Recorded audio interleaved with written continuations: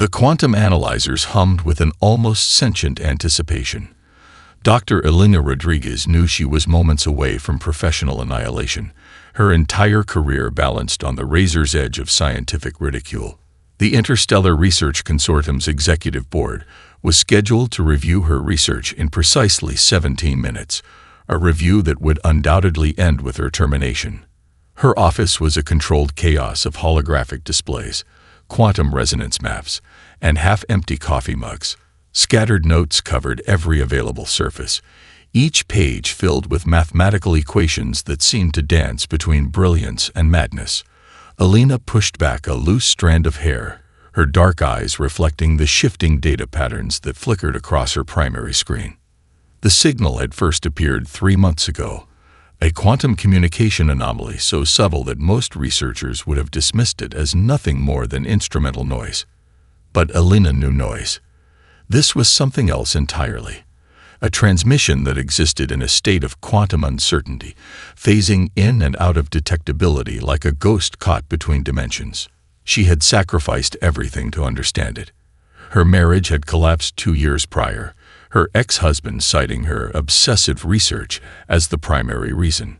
Her funding had been progressively cut, her research team disbanded, her credentials increasingly questioned. Now she was down to her last chance.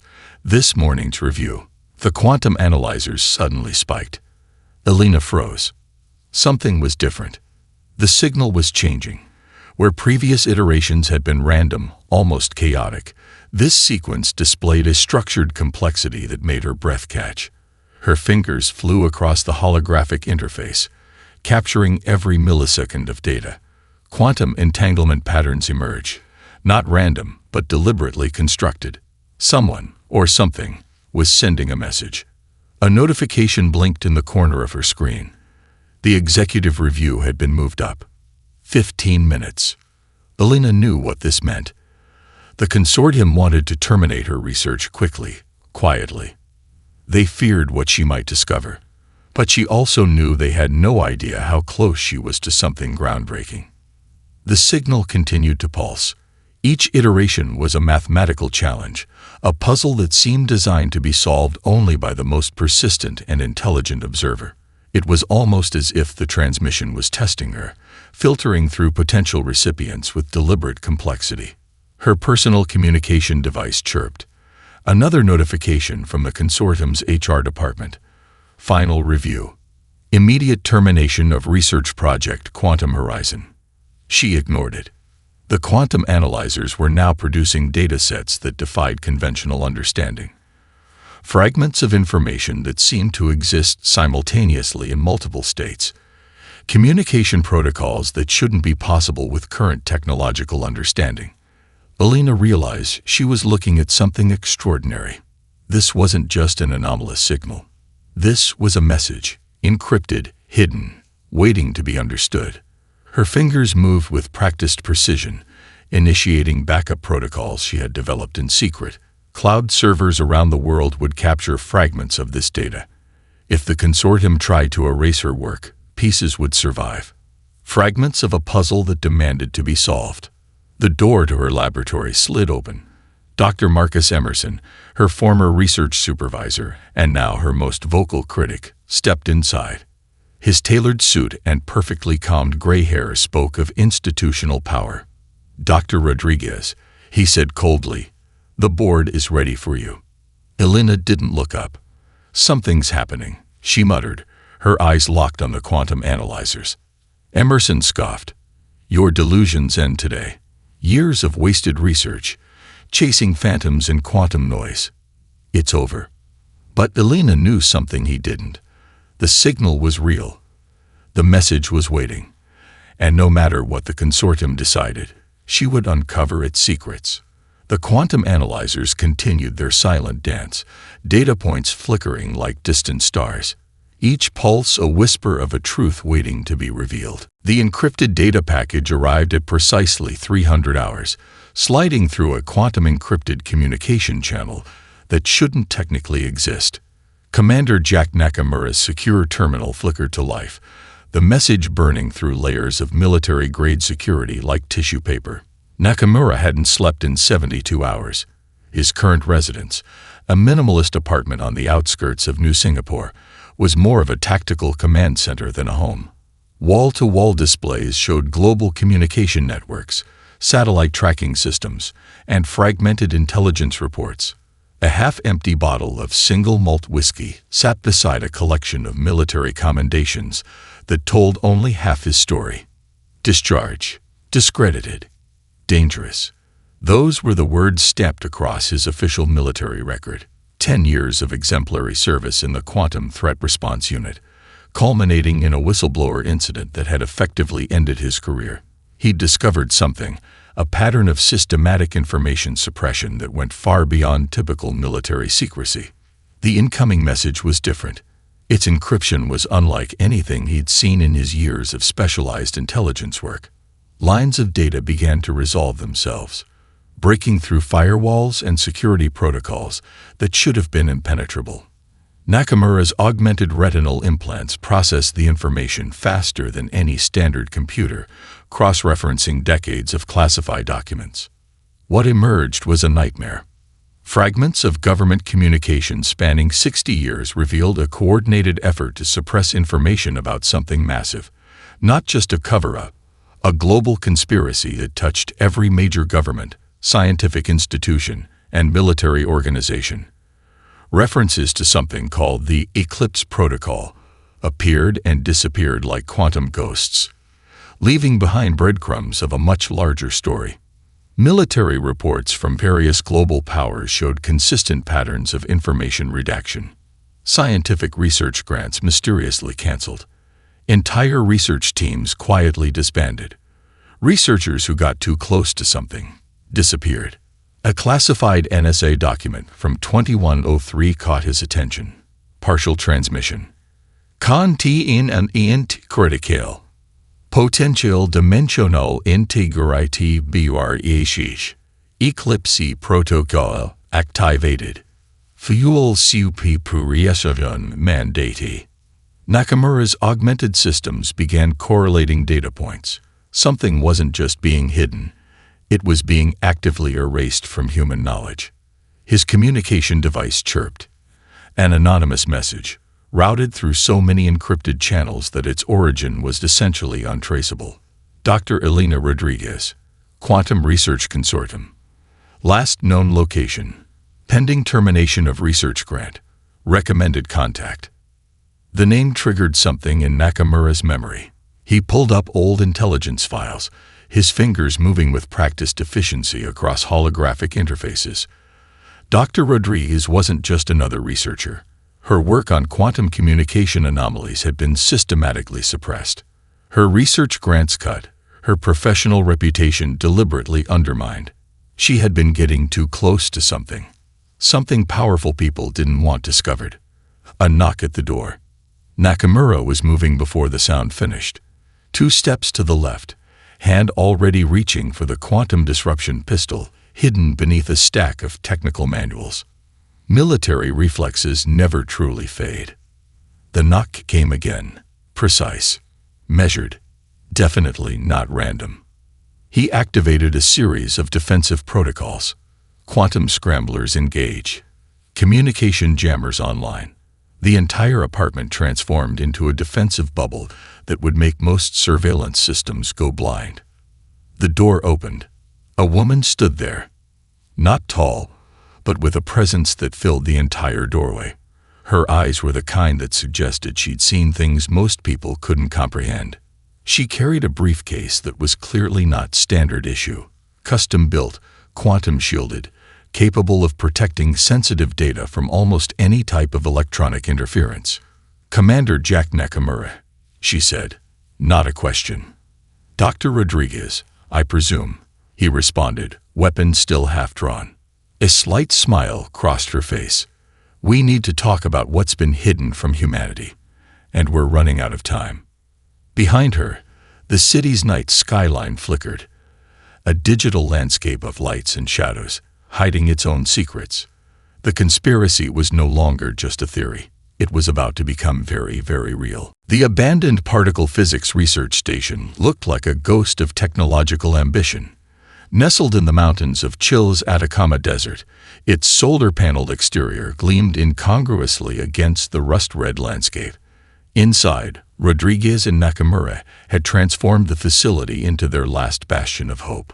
"It's not just encryption," Elena muttered, her fingers dancing across multiple holographic interfaces. "It's a living algorithm. The signal changes based on who's trying to decode it." Nakamura watched her work, military precision meeting scientific chaos. He'd seen combat zones less intense than this makeshift research hub. Quantum analyzers hummed, temperature-controlled servers lined the walls, and every surface was covered with mathematical equations that seemed to move when you weren't looking directly at them. A sudden alarm blared. Red warning lights cascaded across the displays. "They found us," Nakamura said, not a hint of panic in his voice. He was already moving, activating a series of defensive protocols they'd prepared. The quantum signal pulsed again. This time, it was different. Where previous iterations had been cryptic, now it seemed to be responding to the imminent threat. Mathematical sequences began to resolve themselves, but each solution required an increasingly complex cognitive approach. Elena's eyes widened. "It's testing us," she breathed. "Not just decoding, selecting." The first explosion rocked the facility. Outside, a tactical team approached, military-grade quantum scramblers cutting through their standard communication networks. These weren't ordinary government agents. They were specialists trained to erase inconvenient research, and researchers without a trace. "We've got about 7 minutes," Nakamura calculated, checking the external sensor grid. "Maybe less." Another pulse from the quantum signal. This time, it presented a mathematical challenge that defied conventional problem-solving. A multidimensional puzzle that seemed to change its fundamental structure based on the emotional and cognitive state of those attempting to solve it. Elena's hands moved faster than should be humanly possible. Neural link interfaces allowed her to process information at speeds that blurred the line between human and machine. But this was different. The signal was alive, adaptive, intelligent, selecting its recipients with deliberate precision. "It's not just a message," she said, her voice barely above a whisper. "It's a filter." The facility's outer defenses began to fail. Quantum disruptors cut through their protective shields like they were made of tissue paper. Nakamura prepared for a last-stand scenario, pulling out specialized weaponry that pushed the boundaries of current military technology. "I need 3 more minutes," Elena said, her eyes never leaving the quantum analyzers. A breakthrough came suddenly. The signal revealed a fragment of its true nature, a communication method that existed simultaneously across multiple potential realities. Each solved equation opened a tiny window into a potential future, a glimpse of something massive and incomprehensible. The first breach team entered the facility. Nakamura met them with calculated violence. Quantum pulse weapons dropped attackers before they could fully enter the room, their advanced tactical gear proving useless against his precision. But they kept coming, wave after wave. "Elena," he shouted, "we're running out of time." She was no longer listening. The quantum signal had become something else entirely, a living puzzle that was selecting, filtering, choosing, not just decoding a message, but identifying specific human cognitive patterns. The final equation resolved itself. A burst of quantum energy exploded from the central analyzer. For a split second, reality itself seemed to ripple. The attacking team froze, their advanced technology suddenly rendered useless. And then, silence. Nakamura looked at Elena. She was smiling, but it wasn't a smile of victory. It was the expression of someone who had just glimpsed something far beyond human comprehension. "We're not just decoding a message," she said softly. "We're being recruited." Outside, the Atacama Desert stretched endlessly, a witness to a moment that would change everything. The safe house was anything but safe. Tucked into the sprawling technological underbelly of New Jakarta, it was a nerve center of resistance cobbled together from salvaged quantum computing equipment and black market neural interfaces.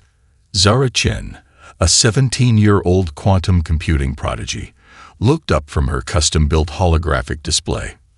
Her fingers, covered in bioluminescent neural link tattoos, moved with a speed that made her seem more machine than human. "They're getting closer," she muttered, multiple data streams reflecting in her augmented eyes. Commander Nakamura had assembled an unlikely team. Beside Zara stood Dr. Marcus Reynolds, a retired astronaut whose body was more advanced prosthetics than original flesh. His left eye, a quantum-enhanced sensor that could parse electromagnetic radiation in ways no standard instrument could, constantly scanned their surroundings. Dr. Elena Rodriguez was arguing with their final team member, an experimental AI specialist named Dr. Kai Edenauer. His specialty wasn't just artificial intelligence, but the emerging field of consciousness transfer and quantum cognitive mapping. "We can't keep running," Elena said, spreading a holographic map across the central table. Red dots represented their pursuers, a coordinated network of government agencies, corporate security teams, and something far more sinister, Kay's avatar, a shimmering holographic representation that seemed to exist between digital and physical reality, flickered with intensity. "The quantum signal isn't just a message," he said. "It's a test, a filter designed to identify specific cognitive capabilities." A massive explosion rocked the building. Zara's fingers flew across her interfaces, activating a series of quantum dispersal protocols that would make their location impossible to track. "Incoming," Marcus shouted, his prosthetic eye switching to threat detection mode. The attack came from multiple vectors. Quantum disruptor drones attempted to breach their defenses, their targeting systems far more advanced than any conventional military technology. But this team was no ordinary group of researchers and fugitives. Zara's quantum computing skills turned the drone's own targeting systems against them. Holographic decoys multiplied across multiple dimensional frequencies, creating a chaos that rendered the attack useless. Marcus's enhanced sensory systems identified weak points in the attack formation with surgical precision. "We're more than they expected," Elena said, a dangerous smile crossing her face. The quantum signal pulsed again. This time, it was different. Less a message, more a challenge. Each team member felt it differently, a cognitive resonance that seemed to probe the deepest recesses of their minds. Kay's avatar began to decode fragments in real time. "The Eclipse Protocol isn't just a contingency plan," he reported. "It's a multi-generational preparation for something beyond our current understanding of reality." Another wave of attacks came, but this time, they were ready. Marcus's prosthetic arm transformed, revealing a quantum phase weapon that could disrupt molecular bonds at a subatomic level. Zara's neural interfaces created a defensive grid that anticipated attacks before they could be launched. Elena's quantum analyzers began to actively predict and neutralize incoming threats. "They want to keep us silent," Nakamura growled, his military-enhanced combat suit powering up. "But we're going to do exactly the opposite." The safe house became a fortress of resistance.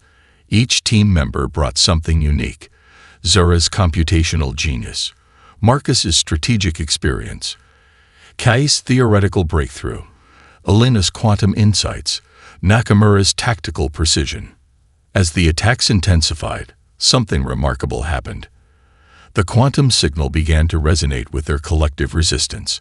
It was as if the mysterious transmission was learning from them, adapting, choosing.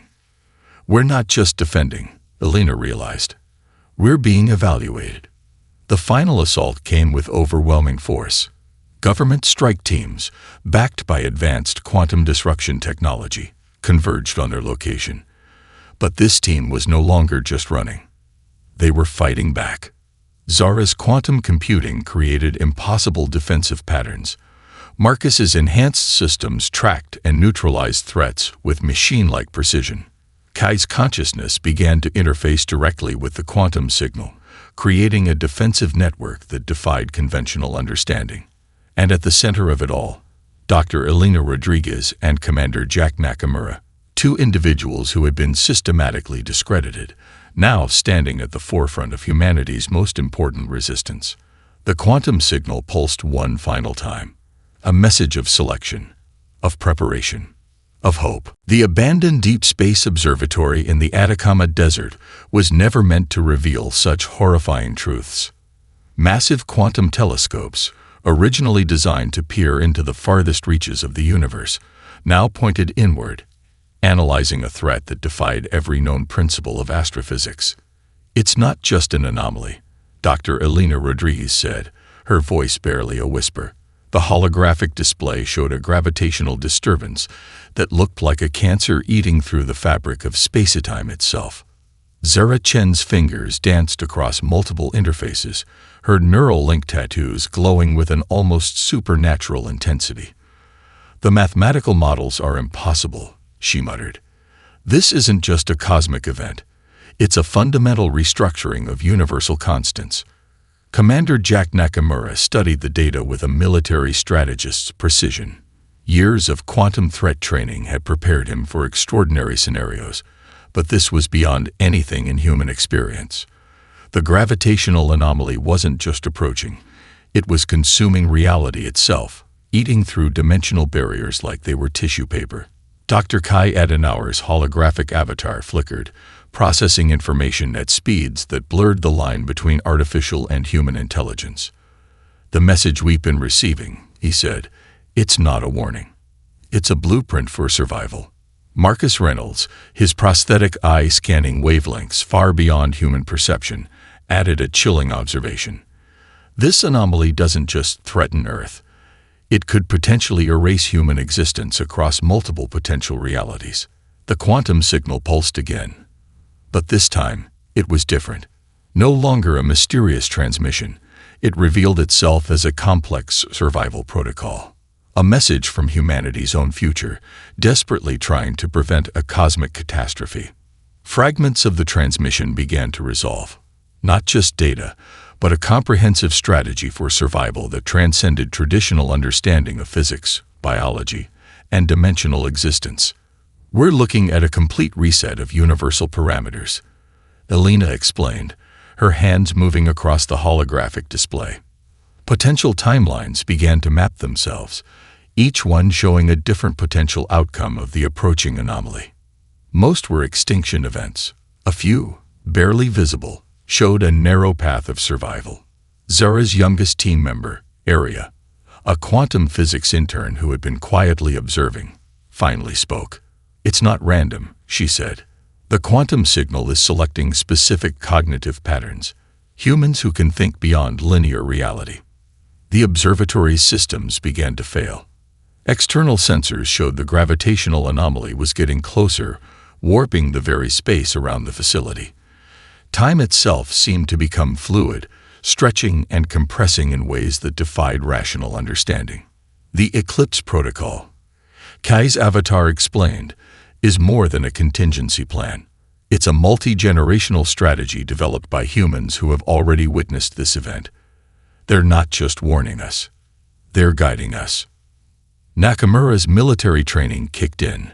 "We need a plan, not just to survive, but to potentially redirect or neutralize this threat."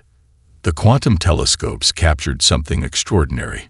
The gravitational anomaly wasn't just a destructive force, it was a transformative event, a moment that could potentially reset the fundamental rules of universal existence. "We're not just talking about saving humanity," Elena realized. "We're talking about redesigning reality itself." Marcus's enhanced sensory systems began to correlate data from multiple sources. "The human brain," he said, "might be the most sophisticated quantum computer in existence. But we've never used even a fraction of its potential." The team looked at each other. They were no longer just researchers, soldiers, or specialists. They were humanity's last hope. Zara's quantum interfaces began to map possible intervention strategies. Kai's consciousness started to interface directly with the quantum signal. Marcus's enhanced systems calculated potential dimensional manipulations. Elena's theoretical model suggested impossible solutions. And at the center of it all, a message from the future, a blueprint for survival that challenged everything humanity thought it knew about reality. The gravitational anomaly drew closer. Time was running out. But for the first time, humanity had a chance. The underground research facility stretched for kilometers beneath the Andes Mountains, a testament to human engineering that defied imagination. Quantum-entangled platforms rose like metallic cathedrals, each structure a delicate balance between theoretical physics and pure technological audacity. "We're not just building a defense," Dr. Elena Rodriguez shouted over the thunderous hum of quantum generators. "We're creating a dimensional intervention network." Zara Chen's fingers flew across holographic interfaces, her neural links creating impossible computational patterns. Blood trickled from her nose, the cost of pushing human-machine integration beyond known limits. "Quantum stabilization matrices are at 63% coherence," she reported, her voice strained. "But we're losing synchronization in the outer dimensional nodes." Commander Jack Nakamura watched the teamwork, military precision meeting scientific chaos. Each team member was pushing themselves to the absolute limit of human capability. Dr. Marcus Reynolds, his prosthetic body now more advanced than any existing technology, calibrated massive quantum resonance chambers. His remaining organic eye was bloodshot, veins standing out against his skin as he processed computational loads that would destroy a standard human brain. Dr. Kai Adenauer's consciousness, now partially uploaded into the facility's quantum network, spoke through multiple holographic interfaces. "The gravitational anomaly is adapting," he warned. "Our initial intervention models are becoming obsolete faster than we can calculate them." The platforms were more than just technological marvels. They were living systems, quantum-entangled structures that could potentially manipulate space-time itself.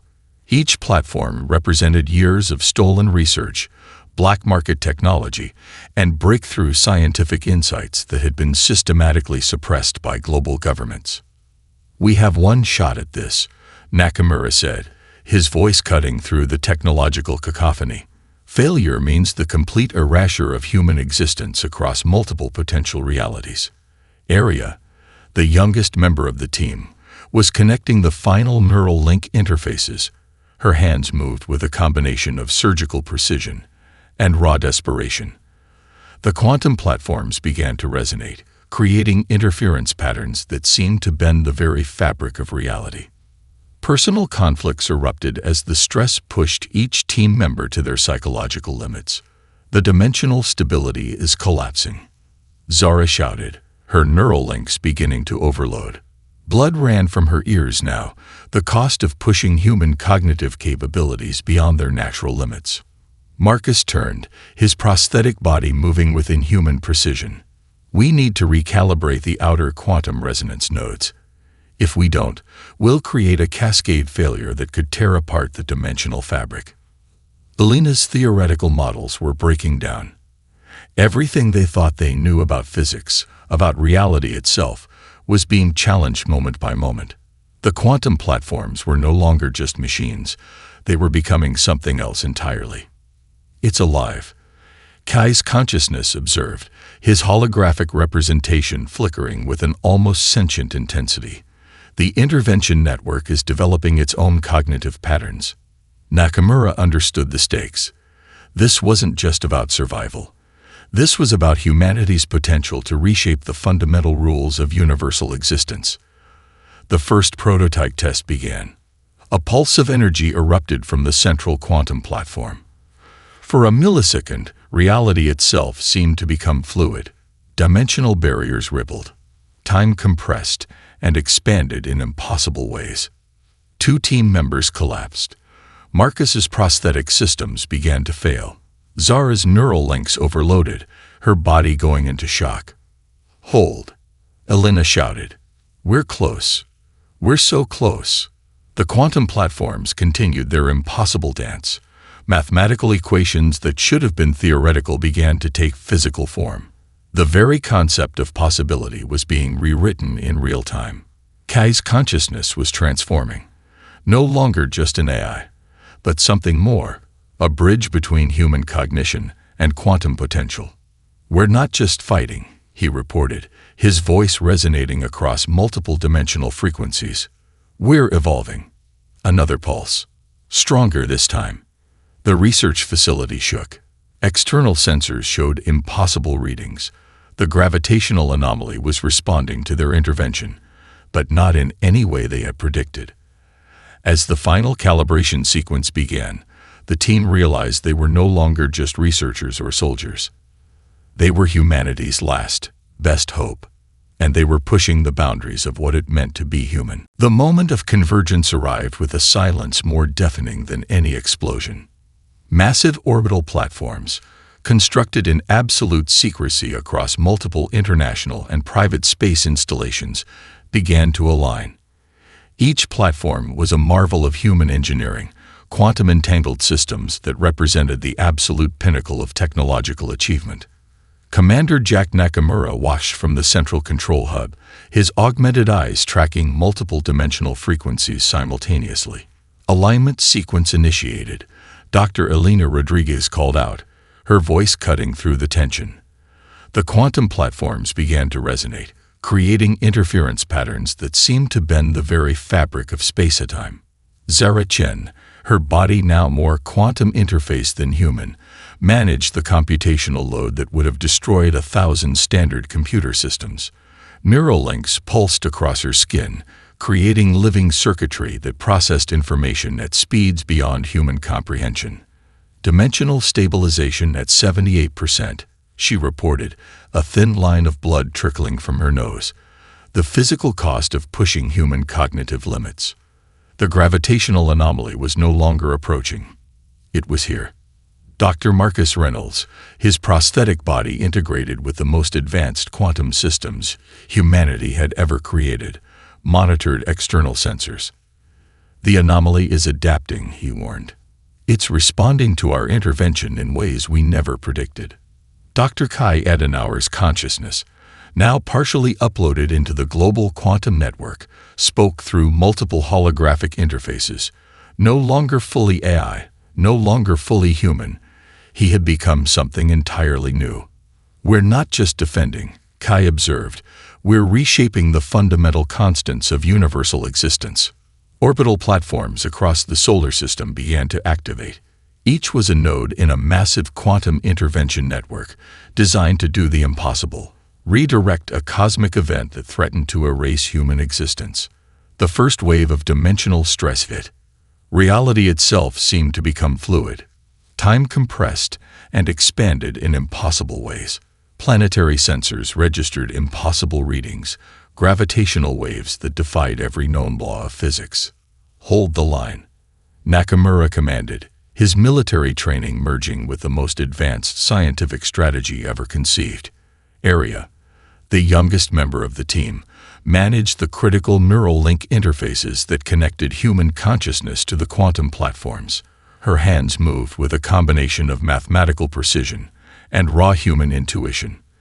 The platforms began to pulse with an energy that was more than technological. It was almost alive. The gravitational anomaly responded. Where previous models predicted total destruction, something else was happening. The anomaly wasn't just being deflected, it was being transformed. Humanity wasn't just surviving. They were fundamentally altering the nature of a cosmic event. Dimensional mapping is changing, Zara shouted. Holographic displays showed impossible mathematical models, realities folding and unfolding, potential futures flickering like quantum ghosts. Elena's theoretical models were breaking down. Everything they thought they knew about physics, about reality itself, was being challenged moment by moment. The quantum platforms were no longer just machines. They were becoming something else entirely. We're creating a new blueprint for reality, Kai's consciousness observed, resonating across multiple dimensional frequencies. The convergence reached its critical point. Massive energy pulses erupted from the orbital platforms. Planetary defense networks, quantum communication grids, and experimental dimensional interface systems all came online simultaneously. It was humanity's most ambitious technological moment, a coordinated effort that transcended national boundaries, technological limitations, and the very concept of human potential. Marcus's enhanced sensory systems captured something extraordinary. The gravitational anomaly wasn't just being redirected, it was being studied, understood, potentially even communicated with. "We're talking to the universe," he breathed. Nakamura watched as the final intervention sequence began. Humanity's collective intelligence, technological achievement, and sheer determination were being focused into a single moment of potential transformation. The quantum platforms reached maximum resonance. Reality held its breath. And then, something changed. Silence. The kind of silence that speaks volumes. The kind that exists between heartbeats, between realities. Commander Jack Nakamura was the first to move. His augmented eyes processed information across dimensions that moments ago didn't exist. The research facility, no, the entire world, had fundamentally changed. "Status," he said, more a demand than a question. Dr. Elena Rodriguez looked up from her quantum interfaces. Her hands were trembling, but not from fear, from something else entirely. "We didn't just survive," she whispered. "We transformed." The quantum platforms that had moments ago been pushing against a universe-ending anomaly now hummed with a different energy. Not mechanical, not quite alive. Something in between. Zara Chen's neural interfaces were no longer just technological augmentations. They had become something more. Living conduits of information that seemed to breathe with their own consciousness. "The dimensional barriers," she said, her voice a mixture of scientific precision and childlike wonder, "they're not broken. They're flexible."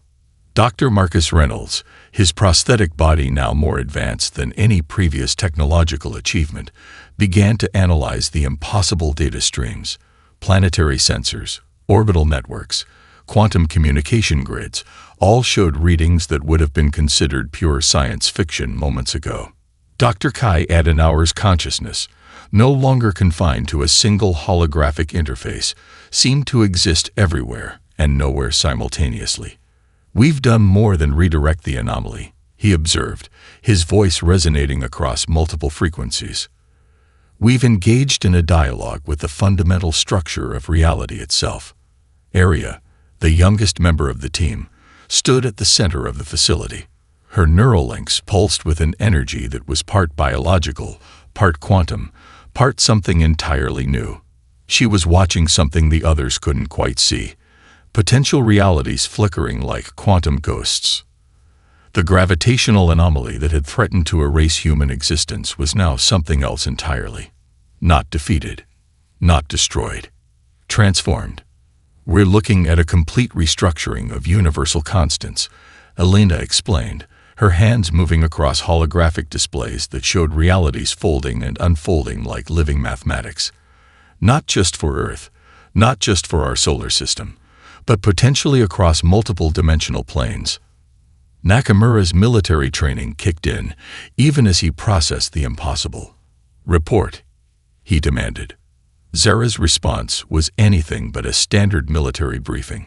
"We've created a dimensional interface," she said. "It's like we've discovered the universe is a living system, and we've just learned how to communicate with it." Marcus's enhanced sensory systems captured something extraordinary. The boundaries between technological systems, biological systems, and dimensional structures had become fluid. Not erased, not destroyed, transformed. "We're looking at a new stage of human potential," Kai's consciousness observed. "Not just technological advancement, not just scientific understanding, but a fundamental reimagining of what it means to exist." The quantum platforms continued to pulse, not with the desperate energy of survival, but with something more. Curiosity, potential, connection. Elena realized something profound. The Eclipse Protocol wasn't just a survival strategy. It was an evolutionary pathway, a method of pushing human potential beyond every known limitation. "We're not just survivors," she said, her voice cutting through the impossible silence. "We're pioneers." Nakamura looked at his team. Each of them had been transformed. Zara's neural interfaces, Marcus's prosthetic body, Kai's distributed consciousness, Aria's quantum potential, his own augmented systems. Humanity had not just faced an extinction-level event. They had rewritten the rules of existence. The quantum platforms continued to pulse. Dimensional barriers flexed like living membranes. Potential realities flickered at the edges of perception. And somewhere, beyond the impossible, something was watching, waiting, listening. The Eclipse Protocol was complete. But something told them this was just the beginning.